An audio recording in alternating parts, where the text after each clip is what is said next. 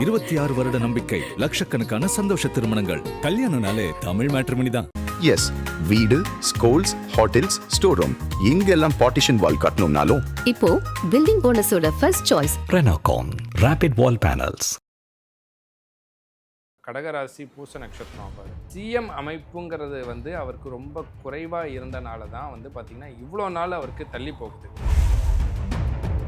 கரெக்டாக இன்னும் 2 நாளில் தாவேக்காவில் விஜய் கண்டிப்பாக ஆட்சி அமைப்பாருங்கிறதுல எந்தவித மாற்றமும் கிடையாது. ஆனால் ஒரு விஷயம் என்ன அப்படிங்கும்போது, தமிழக அரசியல் வரலாற்றில் மட்டும் இல்லை, இந்திய அரசியல் வரலாற்றிலேயே அவரை மாற்ற முடியாத, மறக்க முடியாத ஒரு மாற்று சக்தியாக கண்டிப்பாக இருப்பார். எல்லாத்தையும் கடந்து அந்த சிஎம்கக்கூடிய ஒரு போஸ்டிங்கில் அவர் கரெக்டாக சர்வே பண்ணிட்டார்னா இன்னொரு 15-20 வருஷத்துக்கு விஜயை யாராலையும் மாற்ற முடியாது, அசைக்க முடியாது. தமிழ்நாடுனா யோகம் அப்படிங்கிறது வந்ததுனால தான் இன்னைக்கு விஜய் அவர்கள் சிஎம் ஆக முடியுதா? கண்டிப்பா அதெல்லாம் லட்சத்தில் ஒருத்தருங்க, கோடியில் ஒருத்தவங்களுக்கு தான் அந்த யோகம் வேலை செய்யும். அது நீச்சபங்க ராஜயோகம் இருக்கலாம், அது வேலை செய்யணும் இல்லையா? அவருடைய அப்பா அம்மாவுக்கு பாத பூஜை செய்து தகப்பனாரை அவர் வணங்கினாலே கண்டிப்பா இந்த மாதிரி எல்லா பிரச்சனைகள்லேருந்தும் வெளியே வந்துடுவார். ஏன்னா வணக்கம் சார். வணக்கம், எப்படி இருக்கீங்க? நல்லவா இருக்கு. ஏற்கனவே தேர்தல் ஆரம்பிச்ச கையோட சூட்டோட சூடா பேசியிருந்தோம்.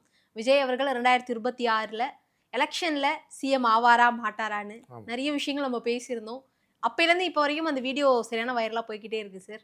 இப்போ அடுத்தது என்ன எதிர்பார்க்கலாம் சார்?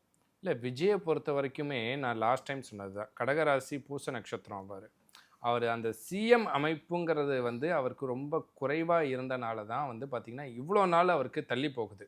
ஆனால் இன்ன வரைக்கும் அவங்க வீட்லேயும் வெளியவும் அவர் எப்பேற்பட்ட பூஜைகள் வரைக்கும் பண்ணிகிட்டு இருக்காருங்கிறது தான் உண்மை. நேற்று முதற்கொண்டு இன்னைக்கு முதற்கொண்டு அவ்வளோ பரிகாரங்களும் பூஜைகளும் செஞ்சுக்கிட்டு இருக்காங்க. ஆனால் கண்டிப்பாக ஒரு மாற்று சக்தியாக விஜய் வருவாருங்கிறத நம்ம போன முறையும் சொல்லியிருந்தோம். ஏன்னா தொங்கு சட்டமன்றம் வரும்னு சொன்னோம், கூட்டணி ஆட்சி தான் அமையுங்கிறதையும் நம்ம போன முறை பேசியிருந்தோம். ஆனால் என்னென்னா நம்ம சொன்னது அதிமுக தாவேக்கா இது ரெண்டுமே வரும்னு, அது கொஞ்சம். ஆனால் பார்த்திங்கன்னா இப்போ தாவேக்கா இன்னும் 2 நாள், இப்போ நம்ம பேசுகிறோம், இன்றைக்கி தேதி என்ன? 9. கரெக்டாக இன்னும் 2 நாளில் தாவேக்காவில் விஜய் கண்டிப்பாக ஆட்சி அமைப்பாருங்கிறதுல எந்தவித மாற்றமும் கிடையாது. ஆனால் ஒரு விஷயம் என்ன அப்படிங்கும்போது, அவருடைய கிரக பலன்களை ஆராய்ச்சி செய்து நிறைய பரிகாரங்கள் செய்து அவர் ஆட்சி அமைக்கிறாரு. அந்த ஆட்சி அமைச்சாலுமே அது அவ்வளோ ஈஸியாக அவரால் கடந்து வர முடியாது.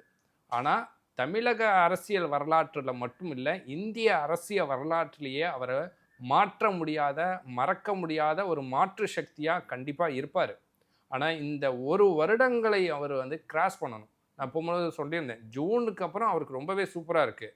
ஆனால் அந்த ஜூன் மாதம் நெருங்க நெருங்க அவருக்கு எவ்வளோ தூரம் மன உளைச்சல்கள், இடையூறுகள் நடக்குமோ எல்லாமே நடக்கும். எல்லாத்தையும் கடந்து அந்த சிஎம்கக்கூடிய ஒரு போஸ்டிங்கில் அவர் கரெக்டாக சர்வே பண்ணிட்டார்னா இன்னொரு 15-20 வருஷத்துக்கு விஜயை யாராலையும் மாற்ற முடியாது, அசைக்க முடியாது. தமிழ்நாடுனா விஜய் தான் அப்படிங்கிறது. எப்படி இப்போ எம்ஜிஆரை நம்ம மாற்ற முடியாமல் மறக்க முடியாமல் இருக்கோமோ, அதுபோல் விஜய்ங்கிறது மிகப்பெரிய ஒரு அரசியல் சக்தியாக மாறும்.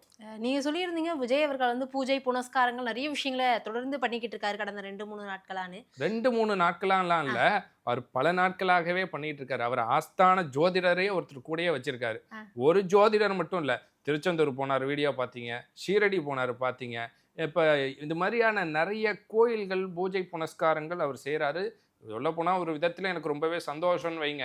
ஏன்னா இதன் மீது நம்பிக்கை வச்சிருக்காரு. இந்து மதம்னு இல்லை, கிறிஸ்தவ மதம், இஸ்லாம் மதம் எல்லாத்தையுமே மதிக்கிறாரு.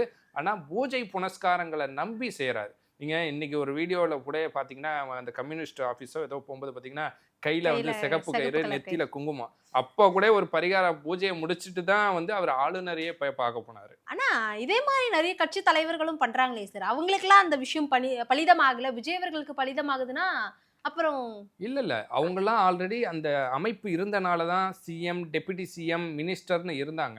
ஆனால் சிஎம் ஆகக்கூடிய யோகம் அவருக்கு கொஞ்சம் கால தாமதமாக இருந்தது. யார்? விஜய் அவர்களுக்கு.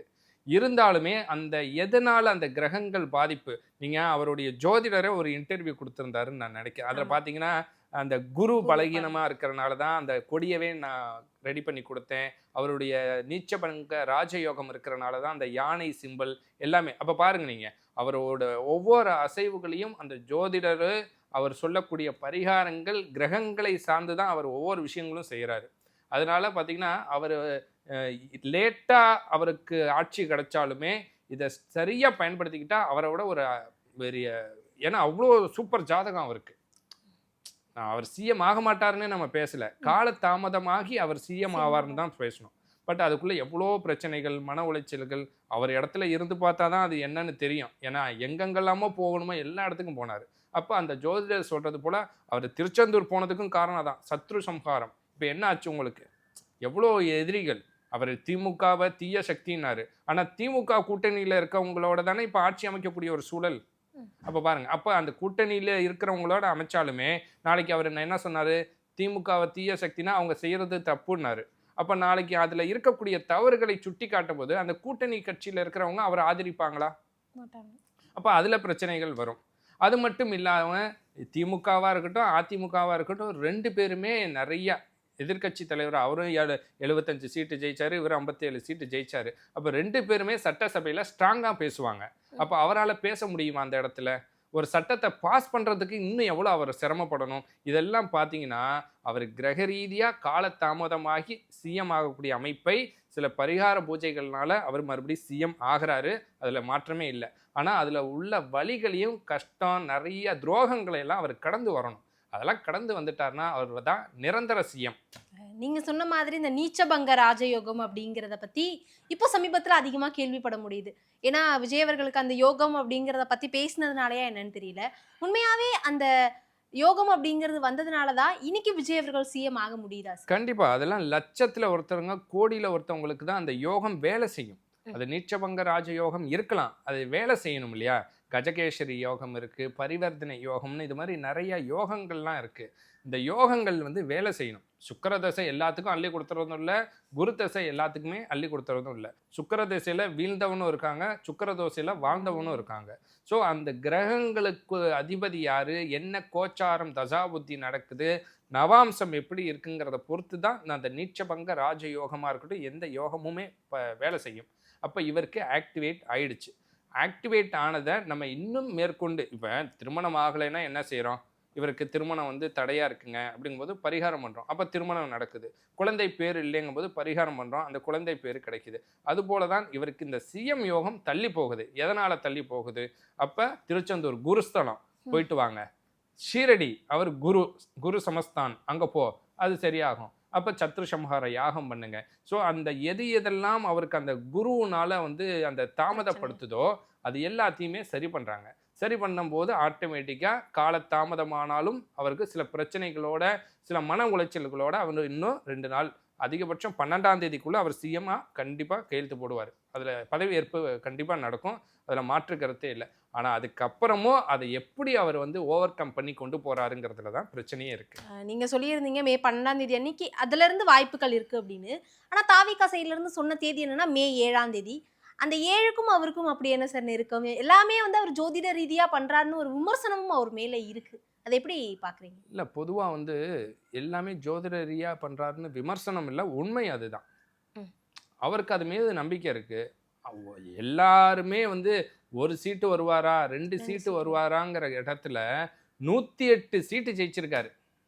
யாரு முகம், கேண்டிடேட் யாரு யாருக்குமே தெரியாது. எந்த நம்பிக்கையில்? விசில்னு ஒரு சின்னம், விஜய்னு ஒரு முகம், இந்த சின்னத்திற்கும் அந்த முகத்திற்கும் அந்த பேருக்கும் தான் ஓட்டு விழுந்துச்சே தவிர கேண்டிடேட்டுக்கு இல்லை. அவர் சொன்னார்ல 234 தொகுதியிலையும் நான் தான் அப்படிங்கிற ஒரு வார்த்தை நடந்து போச்சுல. இப்போ யாரால எந்த கருத்து கணிப்பினாலையும் கணிக்க முடியல. ஒரே ஒருத்தர் தான் சொன்னார் நினைக்கிறேன், ஆக்சிஸ் மை இந்தியாவோ ஏதோ ஒன்று, அப்புறம் ஒருத்தர் ரவி ஐஏஎஸ்ஸா ஒரு போலீஸ். ஸோ அவங்க 2 பேரும் சொல்லியிருந்தாங்க, எல்லாரும் கிண்டல் பண்ணி பேசுனாங்க அவரை. அப்போ அன்னைக்கு மாற்ற முடியாத ஒரு சக்தியாக அவர் உட்காந்துட்டார். மேபி இந்த 108 இன்னொரு 10 சீட்டு வந்திருந்தால் அவர் யார்ட்டையுமே நின்றுக்க வேண்டிய அவசியம் இல்லை. இதுதான் அந்த கிரகங்களுடைய வேலை. அவர் அந்த சிஎம் ஆகிறதுக்கு அந்த வாய்ப்புகளை எந்தெந்த விதத்தில் குறைக்கணுமோ குறைச்சிது. அப்போ கூட்டணி எவ்வளோ தூரம் இழுத்தடிச்சாங்க. எப்போ எலெக்ஷன் ரிசல்ட் வந்துச்சு, இன்னைக்கு என்ன தேதி, 4ஆம் தேதி ரிசல்ட்டு, இன்னைக்கு தேதி 9, கிட்டத்தட்ட இதுலேயே 5 நாள், கிட்டத்தட்ட 5 நாள் அவர் தனிப்பெரும்பான்மை அந்த கூட்டணியை அழைக்கிறதுக்கே இவ்வளோ அலைய விடுது. அப்போ பார்த்துக்கோங்க, மீதி இருக்கக்கூடிய காலங்கள் அவர் சிஎம்மாக இருக்கணும், மக்களுக்கு நல்லது செய்யணும் தான் என்னுடைய விருப்பம், எல்லாருடைய விருப்பம். அவரை நம்பி ஓட்டு போட்டவங்களும் அந்த நம்பிக்கையில் செஞ்சுருக்காங்க, அவர் செய்வாருங்கிற நம்பிக்கையும் எனக்கு இருக்குது. ஆனால் அதற்குள்ள அந்த கிரக நிலைகள் அவரை எவ்வளோ தூரம் போட்டு மன உளைச்சலாக்கி அலைச்சலாக்கி எவ்வளோ பிரச்சனைகளை கொடுக்குது. வரக்கூடிய காலங்களும் கொடுக்கும். அதெல்லாம் அவர் வந்து எந்த விதங்களில் பரிகாரம் பண்ணுவாரா, இல்லை கோயிலுக்கு போவாரா, சாமி கும்பிடுவாராங்கிறது அவரும் அவருடைய ஆஸ்தான ஜோதிடரும் முடிவு பண்ணுறது. ஆனால் ஏதோ ஒன்று செஞ்சு ஆட்சியை தக்க வைத்து கொண்டால் 15-20 வருடங்கள் அவர்தான் தமிழகத்தின் நிரந்தர முதலமைச்சர். நீங்க சொன்ன மாதிரி சிஎம் ஆயிட்டார், ஜோசப் என்னும் நான் அப்படின்னு விஜய் அவர்கள் பதவி ஏற்றுட்டார் அப்படின்னா அதுல இருந்து ஒரு 6 மாதம் இல்ல 1 வருடம் தான் அவர் வந்து ஆட்சியில இருக்க முடியும். அதுக்கு நடுவுலயே வந்து ஆட்சியை கலைச்சிருவாங்க அப்படிங்கிற ஒரு பேச்சும் அதிகமா கேட்க முடியுது. அந்த விஷயங்கள் எவ்வளவு சாத்தியம் சார்? சாத்தியம்ங்கிறத விடங்க, அவர் முதல்ல ஒரு சீட்டு ஜெயிப்பாரான்னு சொன்னாங்க, ஜெயிச்சாரு. அவர் சிஎம் ஆவாரான்னு கேட்டாங்க, சிஎம் ஆக போறாரு. அடுத்தது இன்னும் 1 வருஷத்துல வரைக்கும் தான் ஆட்சி வச்சிருப்பாரு, கலைச்சிருவாங்கன்னு சொல்றாரு. அதுவும் அவருடைய இறைபலம், இறைவனுடைய கருணை, அவருடைய தைரியம் ஆட்சியை நடக்க வைத்தால் கண்டிப்பாக நடக்கும். இன்னொரு விஷயம், அவருக்கு முதலமைச்சர் பதவிக்கு இன்னும் காலங்கள் இருக்கு. அது ஆனால் அவருக்கு முன்கூட்டியே அந்த இறை அனுகிரகத்தோட கிடைக்கிறனால, நான் சொன்னேன் அந்த பிரச்சனைகள் எல்லாம் அவர் கடந்து வந்தாருனா தான். அப்போ அந்த 1 வருடத்திற்குள்ள எவ்வளோ பிரச்சனைகள் வரும் அதெல்லாம் அவர் சாக்ரிஃபைஸ் பண்ணி கிராஸ் பண்ணி வரணும். அதுதான் அவருக்கு இந்த சேலஞ்சே. அந்த சேலஞ்சில் அவர் சக்ஸஸ் பண்ணுவார் அப்படிங்கிற நம்பிக்கை நிறையவே இருக்குது.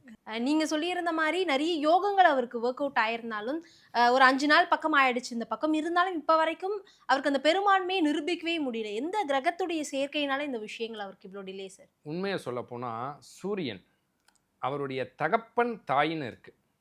அவர் வந்து எல்லாரையுமே வந்து இது பண்ணாரே தவிர அவங்க அப்பாவுக்கு உண்டான இம்பார்ட்டன்ஸ் அங்கே கிடச்சிதா அப்படிங்கும்போது அது ஒரு வேறு ஒரு கேள்விக்குறி தான். அது இவர் என்ன செஞ்சுருக்கலாம், இப்பயுமே ஒன்றும் கெட்டு போகலை. அவருடைய அப்பா அம்மாவுக்கு பாத பூஜை செய்து தகப்பனாரை அவர் வணங்கினாலே கண்டிப்பாக இந்த மாதிரி எல்லா பிரச்சனைகள்லேருந்தும் வெளியே வந்துடுவார். ஏன்னா சூரியன் வந்து தகப்பன், தாய் வந்து சந்திரன். அப்போ அரசியல் அரசாங்கம்லாம் யார் முடிவு பண்ணுறதுன்னா சூரியன் நல்லா இருக்கணும்.